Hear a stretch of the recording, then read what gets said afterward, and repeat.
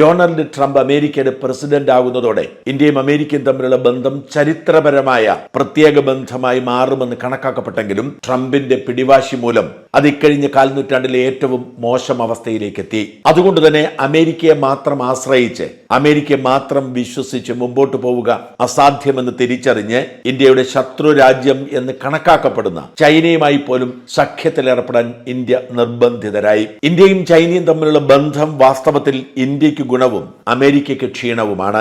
China പോലൊരു communist ഏകാധിപത്യ രാജ്യത്തിന്റെ സാമ്പത്തിക വളർച്ചയ്ക്ക് ബദലായി ഇന്ത്യയെ ചേർത്ത് പിടിക്കുക എന്ന അമേരിക്കൻ നയത്തിൽ ട്രംപ് വെള്ളം ചേർത്തതോടെ യഥാർത്ഥത്തിൽ പ്രതിക്കൂട്ടിലായതും പ്രതിസന്ധിയിലായതും അമേരിക്ക എന്ന മഹത്തായ രാജ്യമാണ്.